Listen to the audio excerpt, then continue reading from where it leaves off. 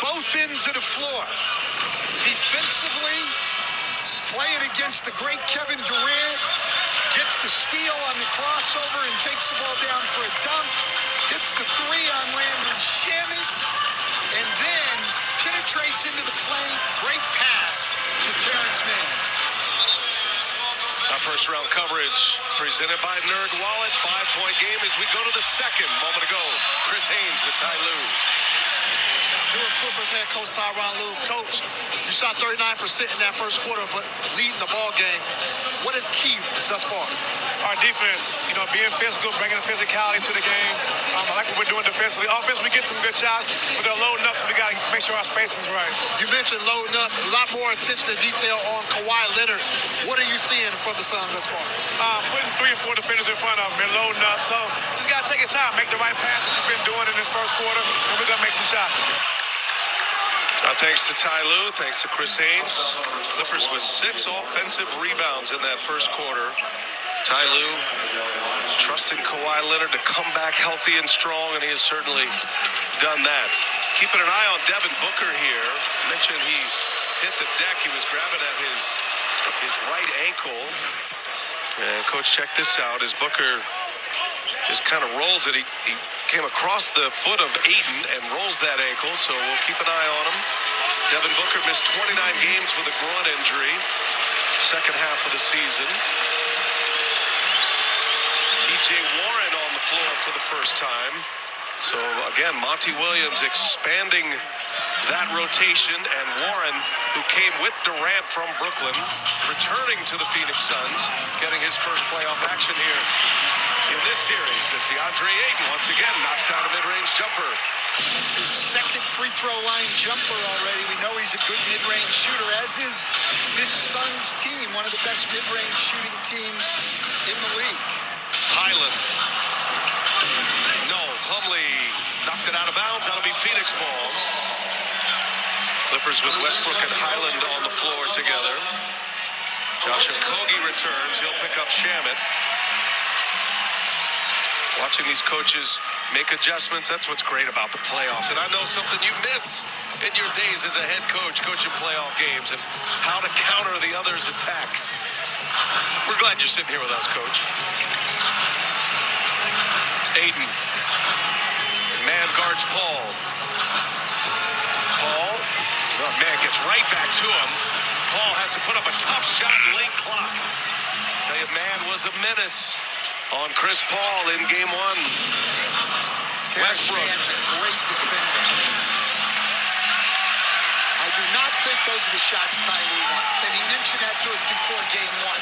Just the dribble up pull-ups where that's their first option. Paul trying to get away from Highland this time. Plumlee clears it away. Clippers by 5 with the ball, just getting started second quarter. Westbrook, head of steam, not there. Devin Booker and Powell with the foul. Powell still playing with that injured left shoulder. Did come back after missing 11 games and played 6 in a row.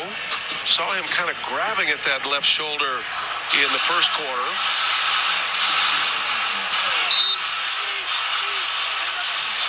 I mean, the Clippers are just contesting every dribble and every pass.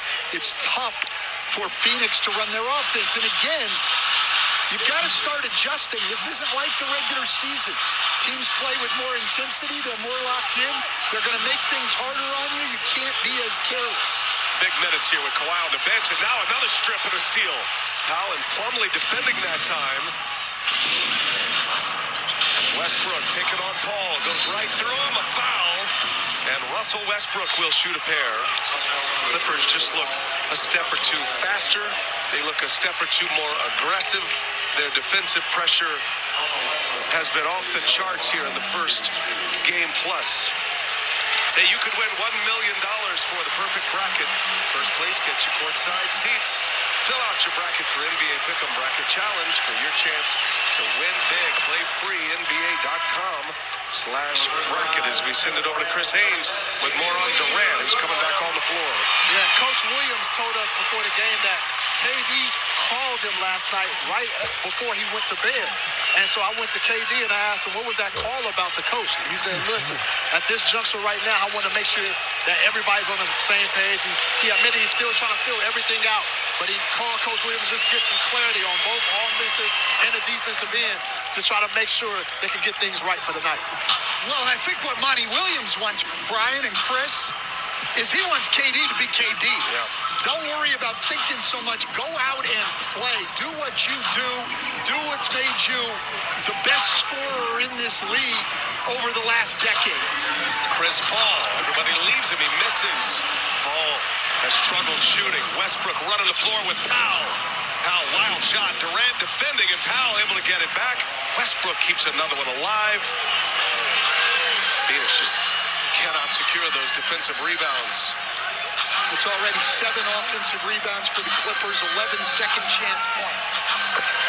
DeAndre Ayton, he's found a sweet spot right there. That is his spot. That's another guy that Monty Williams wants to look for his shots more. And if he's open, take it. He's done that. Well, he's going to be open on that pick and roll because the Clippers are in that drop coverage. He just gets that pocket pass and is able to score it. Damian Lee on the floor for the first time, and the Clippers go right at him as Powell hits one. Lee's another guy to keep an eye on this end of the floor. Mismatch, and Highland just takes the foul to reset it here. So Norm Powell here able to get to his strong hand. If you're Damian Lee, that's a tough guy because you got to close out to take away the three. And he's explosive off the dribble. What you've got to try to do in those situations is at least take away his strong hand. Well, one thing revealing itself early in this series, Coach, is the depth of the Clippers. Their bench scoring has been impressive. They were plus 24 in game 1 and already plus 9 here tonight. And we're just 3.5 minutes in nearly of this second quarter. Well, I do think the Clippers bench has an advantage in that they can settle in a little bit. They know what their roles are. They know the 9 guys that are going to play. Monty Williams played 11 guys the other night, and he's already played 2 guys tonight who didn't play the other night. A little tougher when you don't know what your role is. Westbrook hits the 3. His shooting much improved as a Clipper. He's in double figures now with 10. Gives him a 10-point lead, but DeAndre Ayton, they found something.